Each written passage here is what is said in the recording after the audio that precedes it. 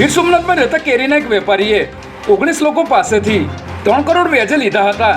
જોકે વ્યાજ સહિત પૈસા ચૂકવ્યા છતાં વ્યાજખોરો દ્વારા પઠાણી ઉઘરાણી કરી વેપારીને જાનથી મારી નાખવાની ધમકીઓ આપવામાં આવી રહી હતી. ત્યારે વ્યાજખોરોના ત્રાસથી કંટાળીને વેપારી કપિલભાઈએ એસસી હાઈવે પર મકરબા પાસે પોતાની ગાડીમાં ઊંઘની 25 થી 30 ગોળીઓ ખાઈ લીધી હતી. જે બાદ સારવાર માટે તેમને હોસ્પિટલ ખસેડાયા હતા. ત્યારે ભાનમાં આવ્યા બાદ તેઓએ સરખેજ પોલીસ સ્ટેશનમાં 19 આરોપીઓ સામે ફરિયાદ નોંધાવતા પોલીસે ગુનો દાખલ કરી આગળની કાર્યવાહી હાથ ધરી છે.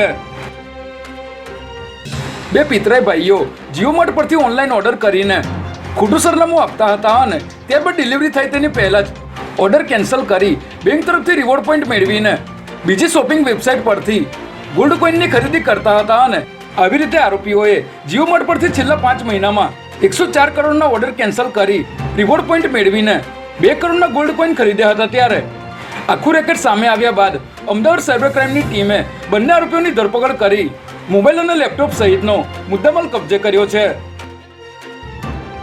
લોકસભાની ચૂંટણીને હવે ગણતરીના દિવસો બાકી રહ્યા છે. ત્યારે લોકશાહીના પર્વમાં વધુમાં વધુ લોકો પોતાના મતાધિકારનો ઉપયોગ કરે તે માટે જિલ્લા ચૂંટણી તંત્ર દ્વારા વિવિધ કાર્યક્રમો યોજવામાં આવી રહ્યા છે. ત્યારે અમદાવાદના રિવરફ્રન્ટ ખાતે મતદાન જાગૃતિ માટે ડ્રોન શો તેમજ મ્યુઝિકલ ઇવેન્ટનું આયોજન કરવામાં આવ્યું હતું.